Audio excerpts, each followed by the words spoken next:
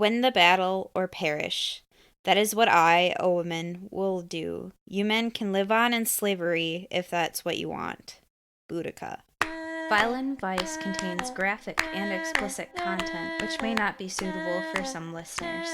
Listener discretion is advised.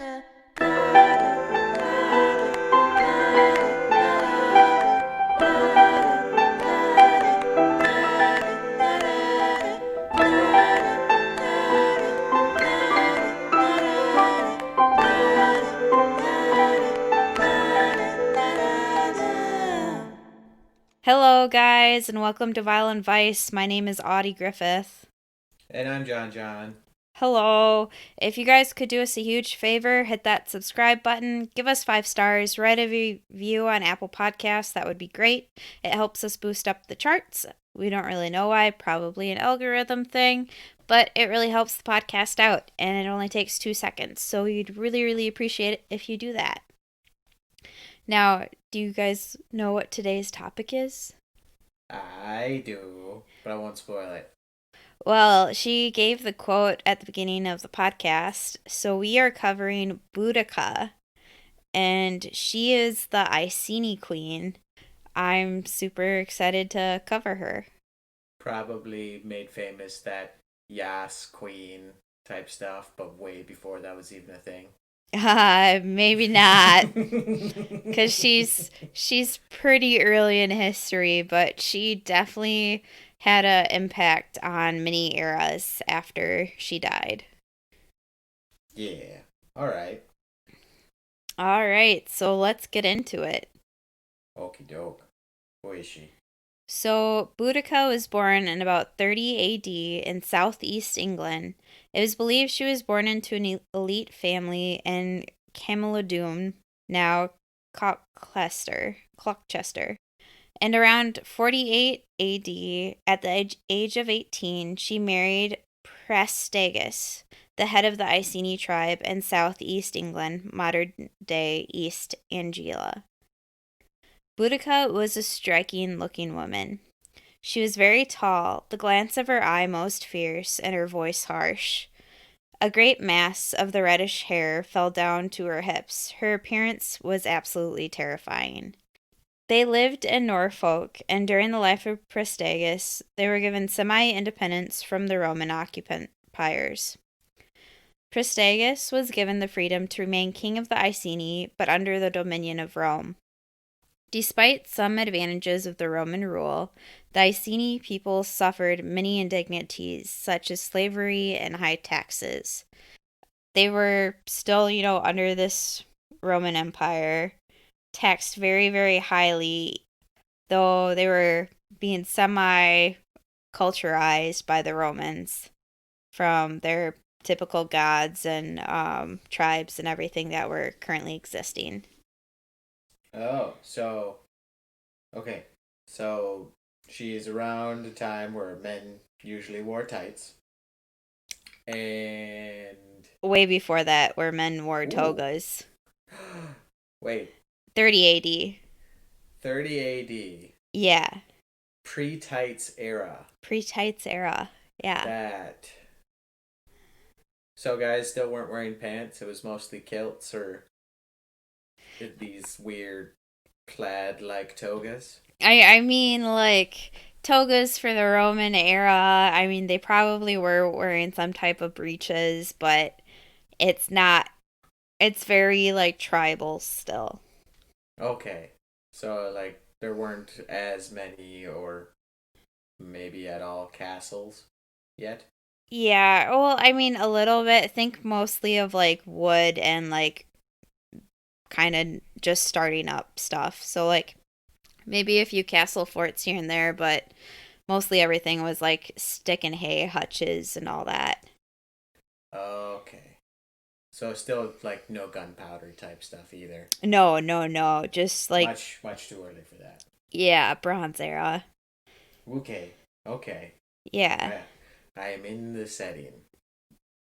Yeah. Okay. So, Rome's occupying Britain right now. They're on. They're still like the king and queen of the Iceni under Roman rule. And on the death of Prestigius, her husband, Roman law that meant that the majority of his possessions would then pass to the Roman emperor. However, the local Roman commanders took this as a pretext to confiscate all of her property and the property of Prestigius and other leading Iceni tribe members.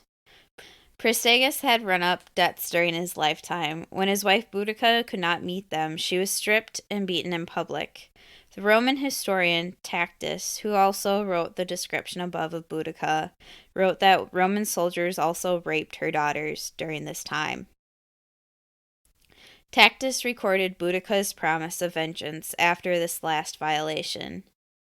Nothing is safe from Roman pride and arrogance. They will deface the sacred and will deflower our virgins. Win the battle or perish, that is what I, O women, will do.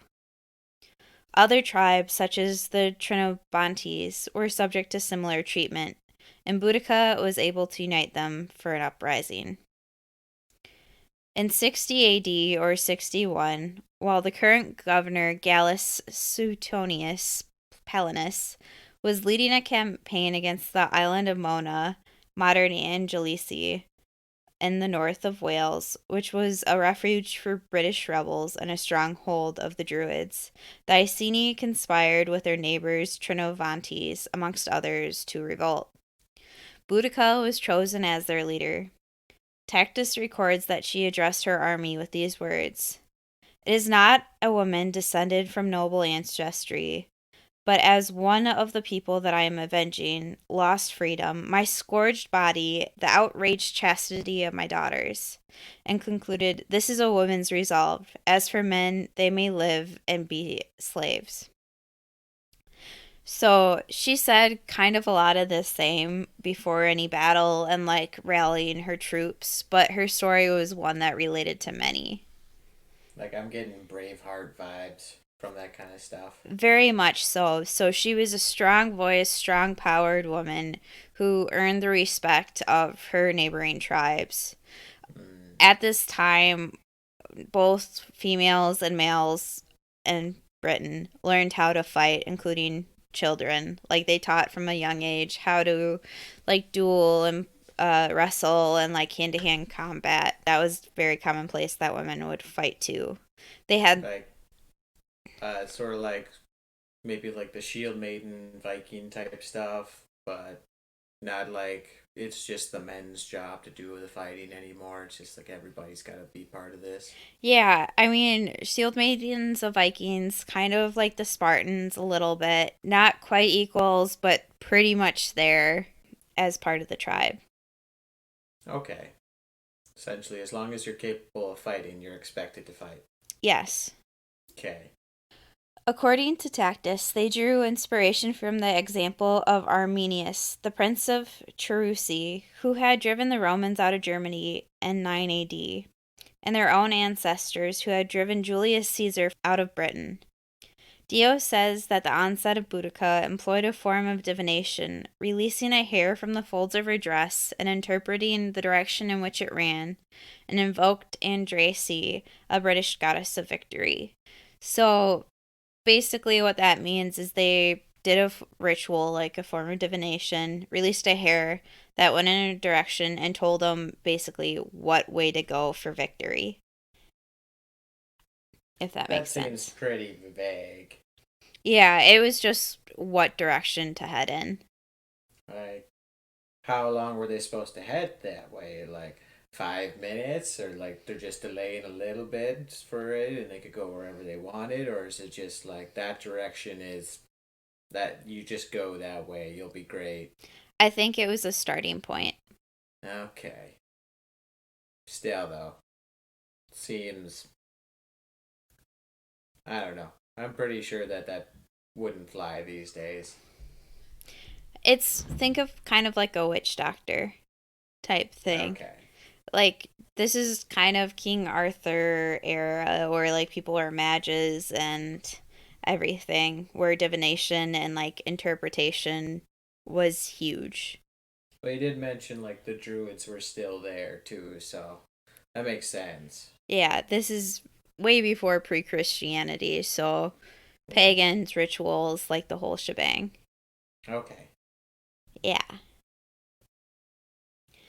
So, in that direction was the rebels' first target, Camulodonium, modern Colchester, the former Trino-Venetian capital, and at that time a Roman colonial city. The Roman veterans who had been settled there had mistreated the locals, and a temple to the former emperor Claudius had been erected at the locals' expense, making the city a focus for resentment. The Roman inhabitants sought reinforcements from the procreator Catus Decanius, but he sent only 200 auxiliary troops there. Boudica's army fell on the poorly defended city and destroyed it, besieging the last defenders in the temple for 2 days before it fell. A bronze statue of Emperor Nero, which probably stood in front of the temple, was decapitated and its head taken as a trophy by Boudica's army. Archaeologists have shown that this city was demolished and that there was a red sediment over a bunch of coins at the time, leading to it being like a bunch of ash. But so Nero wasn't there. It was the statue that got decapitated. Yes, but Nero is also the current emperor at the time. Okay. So essentially, they just did riots and tore down symbols of their oppressors. They razed a city to the ground. Okay. I mean, Like, burnt it down because it was yeah. taken by Romans. So, like, instead of reclaiming it, they just got rid of it? Yeah, they erased it. Okay. Okay. And they kept the statue head as, like, a trophy? Yeah. That's kind of awesome. Yeah. Okay. Score one for Boudica. The future governor, Quintus Perillius Aurelius, then commanding the Ninth Legion Hispania, attempted to relieve the city, but suffered an overwhelming defeat. The infantry that was with him were all killed. Only the commander and some of his cavalry escaped. The victorious enemy met Pretilius Aurelius, commander of the Ninth Legion, as he was coming to rescue, routed his troops, and destroyed his infantry. Aurelius escaped with some cavalry into the camp and was saved by its fortifications. That was a quote from Tacitus. The Britons had tasted their first great success, the capture of the hated Roman settlement of Camulodonium, Colchester. The Roman division there was routed, and the imperial agent fleeing to Gaul. You don't think that city might have been also what Camelot was? Because it sounds really similar. No, there wasn't like a castle or anything. No, but like maybe like Camelot's like a shorter version, so maybe that was future Camelot. You know, we can speculate wildly on this. I don't And know. It's been bothering. I wanted to ask that question since you first mentioned it, but the name is hmm. very similar, but Right. yeah. All right, but still no King Arthur yet. No, That's way in the future. yeah, that's a bit in the future. But again, we can speculate wildly here. And Yeah. for podcast sake, let's just say it is. Okay, so there's druids there, which Merlin was a druid, and this is like a center point of like a lot of these older British sort of freedom type things. So it would be almost intuitive to say that this would be like the new center of England when King Arthur was in charge. So Boudica paved the way for King Arthur to become a legend. Maybe, but the Romans still had occupancy for a while after Boudica had died. Dang But it. we'll get to that. Okay. The news of the rebellion reached Suetonius. He had hurried along Waddling Street through the hostile territory of Londinium. Londinium was a relatively new settlement, founded after the conquest of the 43 AD, but had grown to be a thriving commercial center with a population of traders and probably Roman officials. Suetonius considered giving battle there, but considering the lack of numbers and chastened by Petilius's defeat, he decided to sacrifice the city to save Providence. Alarmed by this disaster and by the fury of the province, which he had goaded into war by his rapacity, the procreator Catus crossed over into Gaul. Suetonius, however, with wonderful resolution, marched amid a hostile population to Londinium, which, though undistinguished by the name of the colony, was much frequented by the number of merchants and trading vessels. Uncertain whether he should choose it as a seat of war, he looked round on a scanty force of soldiers, and remembered with a serious warning the rashness of Petilius had been punished.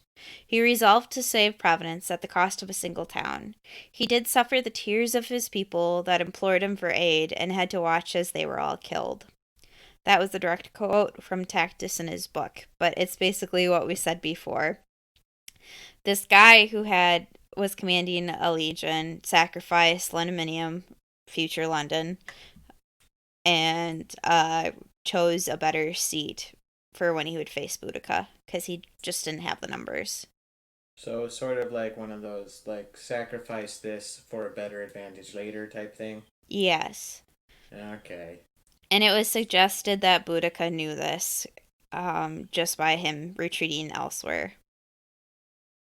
I could probably say that wouldn't be too difficult to figure out.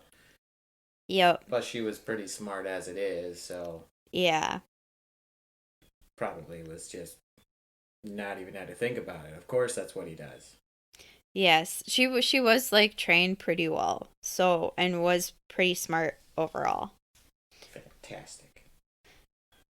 So Londinium was abandoned to the rebels, who burnt it down, torturing and killing anyone who had not evacuated with Suetonius. Archaeology shows a thick layer of burnt debris covering coins, pottery dating before 60 AD, with bounds of Roman Londinium. While Roman-era skulls were found in Walbrook in 2013, they may have actually been victims of the rebels around Londinium. Veralium, now St. Albans, was next to be destroyed. And the three settlements destroyed, between 70 and 80,000 people are said to have been killed. Tacitus says the Britons had no interest in taking or selling prisoners, only slaughter by giblet, fire, or cross. So those are just various means of execution. Well, they didn't really have as many options back then. They didn't even have electricity, so that was definitely off the table. Yeah, but like burning people alive, crucifying them, and I'm not quite sure what gibbet is, but I'm pretty sure it's just like torture, like a I form. want to say that that's the one where the horses like pull each limb and it tears them apart. I'm not completely sure of that, but I know that was also popular around that time. That is what I got, or like just dragging behind a horse. Oh, Yeah. I I don't know what I would go for. Probably the death by crossbow, because That's a crucifixion. Death by oh cross is crucifying. oh I was thinking like firing squad with crossbows. Just like we still No. kind of did that for a long time, but no. No. Uh, Yeah. that'd be a tough one to choose if I had to. Probably Yeah. just straight beheading Uh, would likely be the quickest. yeah. But I don't think that was an option. Probably not. All right. So another quote by Tacitus says, "A terrible disaster occurred in Britain. Two cities were sacked, 80,000 of the Romans and their allies perished, and the island was lost to Rome. Moreover, this all ruined was brought upon Romans by women, a fact which in itself caused them the greatest shame. But the person who was chiefly instrumental in rousing the natives and persuading them to fight the Romans, the person who thought worthy to be their leader and who directed the conduct of the entire war, was Boudica, a Breton woman of the royal family, and possessed a greater intelligence than often belongs to a woman. Also insulting, but he was giving Boudica a lot more credit for the time than what most women got. Like almost in a way that made her seem like she wasn't quite human either. So maybe like demonifying her as well as sort of a compliment. But the Romans and Greeks at this time didn't have a good view of women. Like, that is well Exactly. known. And so, all the writings that were kind of done and done since then, a lot like demean Boudica's significance. But we'll talk about this later how Queen Elizabeth I and Queen Victoria really brought her back into popularity as a leadership example and like what women could all do. So, one of the first major feminists of the Okay. time, which was cool. Awesome. I mean, ones that, like, our same view of men, like, did the same amount of things. Like all the female pirates that I talked about and all that. Yeah, you seem to be having a theme going on. A little bit. I just like. I like empowering women by historic examples that have also empowered women in the past. Wonderful. Yeah. So, Boudica and her allies gave no quarter in their victories, and when Londinium, London, and Veralium, St. Albans, were stormed, the defenders fled and the towns were sacked and burned. The revolting, the revolting Britons even desecrated the Roman cemeteries, mutilating statues and breaking tombstones. Some of these mutilated statues can even be seen today in the Colchester Museum. Finally, Suetonius, who had made a tactical withdrawal, he fled, with his troops into relative safety of the Roman military zone, decided to challenge Boudica. He assembled an army of 10,000 regulars and auxiliaries, the backbone of which made up from the 14th Legion. The Roman historian Tacitus, in his Annals of Rome, gives a very vivid account of the final battle, which was fought in the Midlands of England, possibly at a place called Mancaster near Nuneaton in about 61 AD. Regardless of where it took place, it had the tactical advantage of drawing troops from a wide mouth into a bottleneck area, with thickly grown trees on either side. Boudica and her daughters drove around in her chariot to all her tribes before the battle, exhorting them to be brave. She cried that they were descended from the mighty men, but she was fighting as an ordinary person for her lost freedom, her bruised body, and her outraged daughters. Perhaps as a taunt to the men in her ranks, it is said that she asked them to consider, "Win the battle or perish. That is what I, a woman, will do. You men can live on in slavery if that is what you want." The Britons attacked the crowding in the Britons attacked, crowding in on the Roman defensive line. The order was given, and the volley of several thousand heavy Roman javelins were thrown into the advancing Britons, followed quickly by a second volley. The lightly armed Britons must have suffered massive casualties within the first few minutes of the battle, and the Romans moved in for the kill, attacking in a tight formation, stabbing with their short swords. So, I want to take just a minute to kind of go over the armor differences at this time. So, the difference in armor was very, very great. So, if you think about it, these are mostly like villagers with maybe the sword and like a wooden handmade shield fighting against steel or bronze swords with heavy uniform shields that could basically be attacking a solid wall of shields up by the Romans. So like the Romans had the top notch gear for the time, like best armor, best swords, best shields, and they had like a militarized sense of uh attacking. Like they all followed a plan. It was two very different attacking styles. So Boudica's armies were fighting for their lives. So they kind of did more like guerrilla warfare, not necessarily traditional, very, very brutal attacks when they attacked, versus like the Romans being more, I wouldn't say sophisticated, but just more organized and had like a mythology to how they attacked. Okay, so like it would be with Boudica, it would be like a swarm and then retreat type thing, where it's just more like their numbers were overwhelming and that's how they got their victory. Where the Romans were essentially those organized shields interlocking, very methodic type stuff. You had it right with the Romans, but with Boudica's army, it was more just like vicious attacks. Like once they broke them apart, they had the advantage because they were fighting for their lives. They were trained. It's just that they didn't have as much armor and they knew it and could fight like that. So they kind of tried exploiting that divide and conquer type thing, where if it Yeah. was like group versus group, they didn't have as much advantage, but if it was like individual versus individual, there was a better chance. Yes. Okay, I follow. Yeah. So when the Romans did the javelins and the group, was in this kind of bottleneck area, they suffered massive, massive casualties within the first couple of minutes just because they didn't have uniform shields. Their shields may not have held up against the javelins, all that. So the Britons now had little chance. With so many of them involved with the battle, it's likely that their massed ranks worked against them, restricting their movements so that they were unable to use their long swords effectively.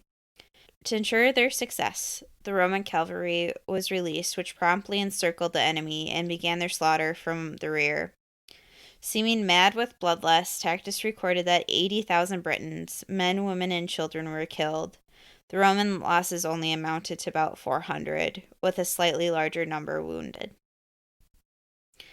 So, I know you haven't seen Game of Thrones, John, but the others, if they saw the bastard battle of Winterfell, this is kind of what Ramsay did with Jon Snow's army.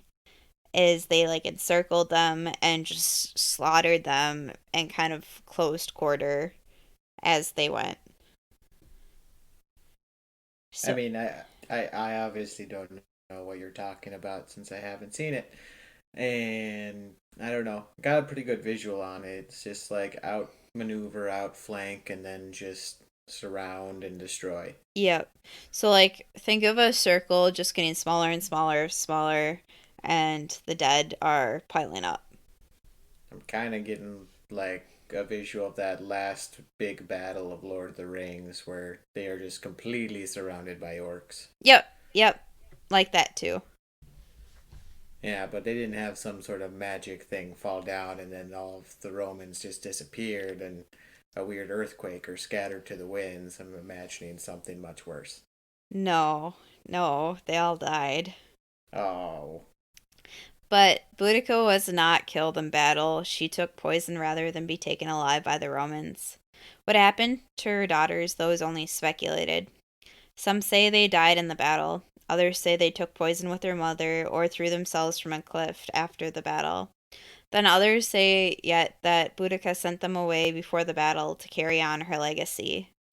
There are also versions where one was sent away and the other one died in the various means. But it's kind of unknown. so there's maybe a secret lineage of Boudica out there somewhere, Maybe. or probably not. She did have two daughters, so it's possible. Yeah, though I imagine tracing that family line would be pretty difficult. Yeah, considering it's all the way back to 60 AD. That's a long time. It is a long time. Boudica had secured, though, a special place in her own and British folk history, remembered for her courage.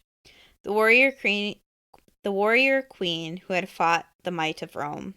And in a way, she did get her revenge, as in 1902, a bronze statue of her riding in her chariot, designed by Thomas Thorncroft, was placed on the Thames embankment next to the Houses of Parliament in the old Roman capital of Britain, Londinium, now current London.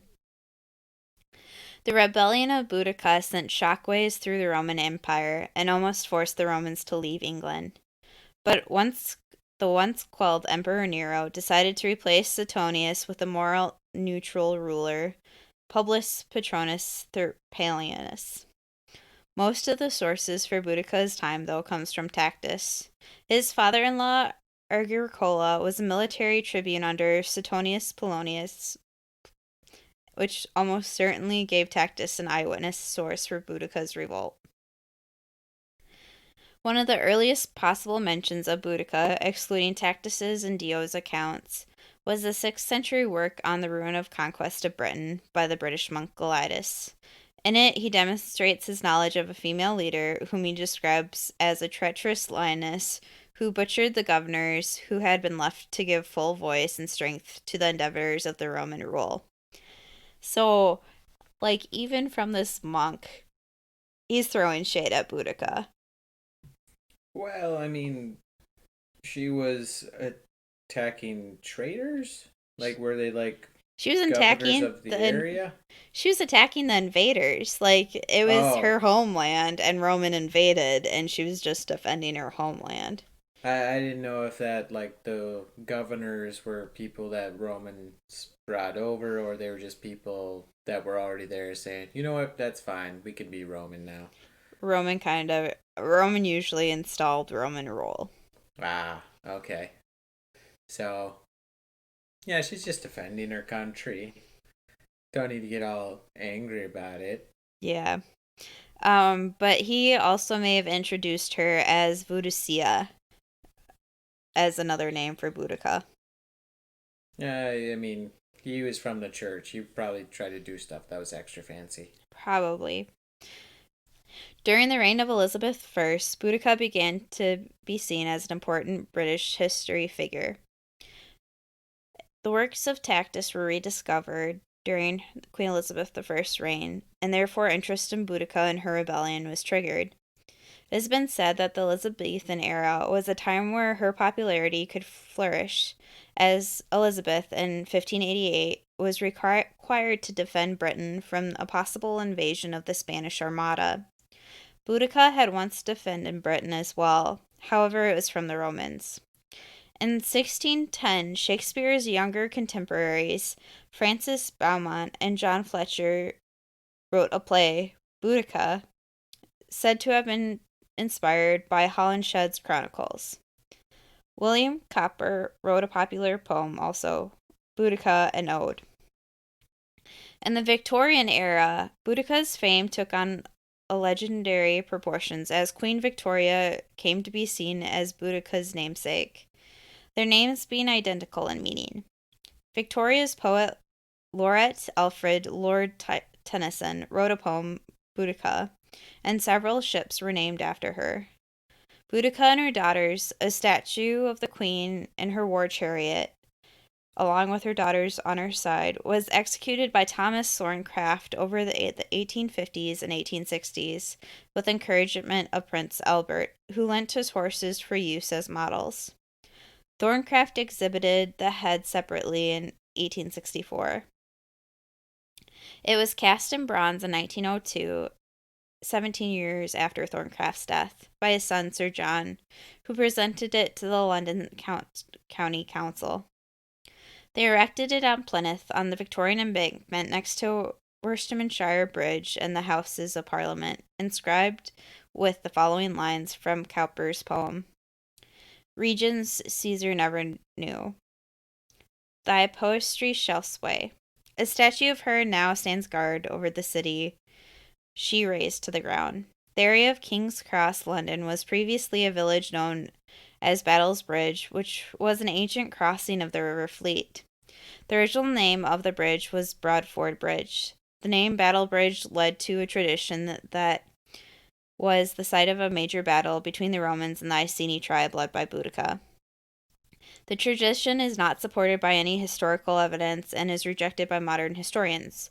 However, Lewis Spence's 1937 book, Boudica, Warrior Queen of the Britons, went so far as to include a map showing the positions of the opposing armies.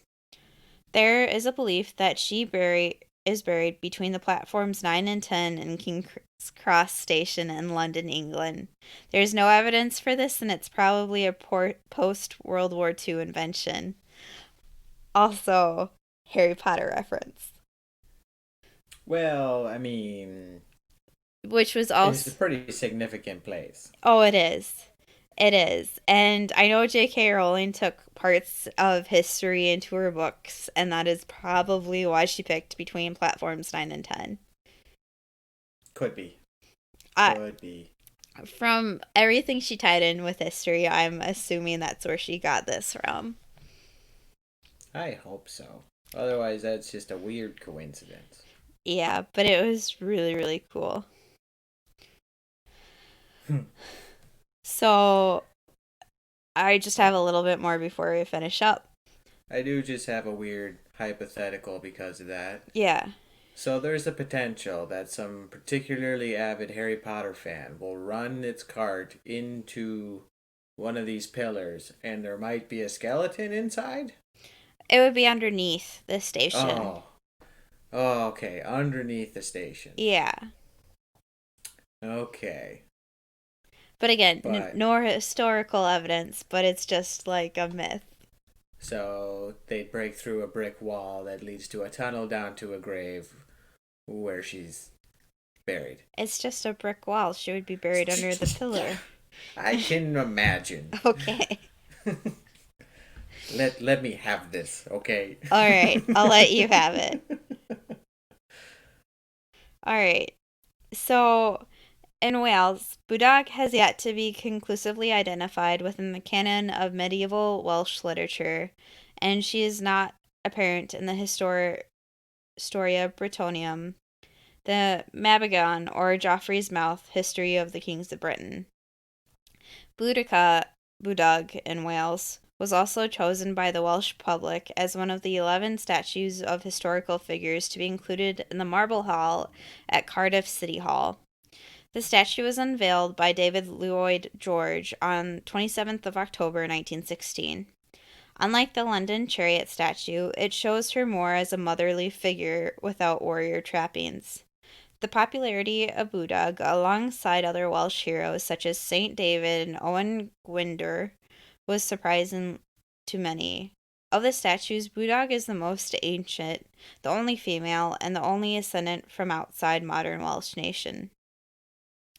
So, if you guys want to learn more about Boudica, there is a movie starring Alex Kingston called Boudica Warrior Queen. And yes, it's that Alex Kingston who played River Song, amongst other things. Um, and I absolutely love her, and she did great in this movie. It is a little bit older, but it's still a good movie to watch. If you want to learn more about the battle, there's a good YouTube video called Watling Street 60 AD, Boudica's Revolt documentary, and that's by Kings and Generals, which there'll be links to both of these on the blog. All right. So, John, what did you think about Boudica? There's like strong Braveheart type vibes throughout all of it. It's just like this person who it could have been anyone who just got everything taken away from them, including their daughter's innocence, which I think that would make almost any parent very upset. And then just, I don't know, a pretty good example of the quote, like that saying, hell hath no fury like a woman scorn. And she basically did what no other tribes, people, at least at that time, did versus the Romans. And she basically almost won when Rome was like a cent. I don't know. Like Rome was nearly undefeated at that point. It was, and like she didn't really almost win, but she did give them a scare because she did defeat them on a couple of their huge strongholds. If she would have had more people and maybe a little bit more of a tactical advantage in that last battle, or if it Mm. was taking place in Londinium, she probably could have overthrown Rome. But I mean, history just played itself out, and she didn't. But she definitely went down in history for being a woman, for taking on this huge challenge, and for giving Rome a run for their money. Definitely a symbol for other people who were not a fan of Rome that it was possible to fight back against them. It was. So, like, if you think about it, her people were enslaved. They were being taxed heavily. There is just no hope for these people and her other tribes. So she was able to unite them on a common front, create an uprising, and then just go for it, which I think was phenomenal for all that she did after she was like beaten and like embarrassed and just, I mean, torn down all before Mm-hmm. this happened, and she was able to rise up stronger than ever. Yeah. And this is really early history. Like what year AD? 60 AD was the year of her revolt. Okay. Yeah, so she was only like 30 when she died. Trying to think, like, isn't, like, that's not long after that whole stuff in the Middle East with Jesus also just kind of happened. Yeah, like she was born in 30 AD, so that was like a couple of years right before everything with Jesus happened. Yeah, so like a lot of stuff was starting to not go the way the Romans were expecting at that point. No, Must have been a rough century for those emperors. it must have. Warrior goddess on the other side, king of the Jews on the other. Oof, how do you even cope? I don't know, but It's just yeah. a bad time on both sides. Yeah, Can't win. Can't win. can't win it all. I don't know. I think that's a pretty awesome story. So, one thing is though is Nero was the emperor who burnt down Rome. Yeah. So maybe he did have a mental breakdown. I might have been accidentally onto something with that. Yeah, cuz it's the year 64, so that was shortly after her revolt. Mm, okay. Okay. Yeah, so Nero has just had a bad time as emperor. For sure. That's not a great time. No, but good for Boudica. Yeah. Stick it to the man. Yeah. Fight the power. Woo. John, so with that, do you have anything else? I don't really know. I kind of want to think about how fully equipped all of them really were. Like a couple swords and like the wooden shield and type stuff. But I wonder if like they had an option of spears, how much that might have changed things. Well, they did have javelins, so Yeah, but like speared and like a shield. Like I'm picturing if they maybe had similar weapons, maybe not as strong armor as the Romans, how much would have changed? Because they pro- were all born fighters essentially. yeah, I mean probably a lot cuz like if they were given equal playing ground, you got to realize the Romans were employed and the Britons were Mm-hmm. actually fighting for their lives. So like their cause for fighting was a lot different. Yeah, Yeah. I don't know. I'm gonna be thinking of that hypothetical. What might have changed? Yeah. But anywho, do you want to take us out, John? Sure.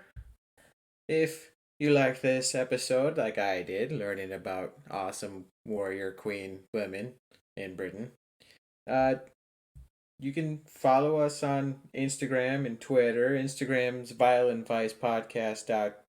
No, Instagram.com/Violent Vice Podcast. You can like our Facebook page, which is also Violent Vice Podcast. Or you could email us if you want to suggest maybe some different topics or other warrior women that Audi would delve deep into and fill me in because I'm ignorant about that at violentvice@gmail.com. Or just say, what's up? How's it going? We would like that just as much. You can do that with the email, Facebook, Instagram, Twitter as well at Violent Vice. At Violent Vice. No ampersands in this whole situation because we don't believe in it. Or if you really, really like us, you can support us on Patreon, patreon.com/violentvice, and you can see more scary stories that Audie tells me and I get upset about, or maybe some bloopers and other things like that. Hopefully you like the bloopers more than the scary stories, because they did things to me. I'm not a fan of that part. I am. I know. It's so much fun. So yeah, leave 5 stars, subscribe, leave a review, share us with the world. Oh, and just to let you guys know, our Patreon content will probably get a tier change here, where the bonus content will be available for the $1 tier. $5 tiers now will get a t-shirt, and you just have to send us your address, and you have to be a Patreon for more than 2 months for that t-shirt.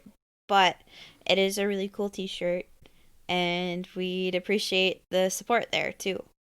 Yeah, it'd be great. Plus, merch. Can't go wrong with merch. Yeah. So, and again, bonus content, like John was saying, scary stories, bloopers, the whole shebang. We usually post about once a month, along with like new stuff about a podcast there. Yeah. But that's it for me. And me too. So we'll see you guys next week. Bye. Bye. Thank you for listening to Violent Vice. Cover art is by Audi Griffith. Music by Annabelle Revac. If you want to help support the show, please visit patreon.com/violentvice or give us 5 stars on Apple Podcasts or wherever you listen to. This helps us move up the charts and also helps keep the spooky stories coming. Thank you.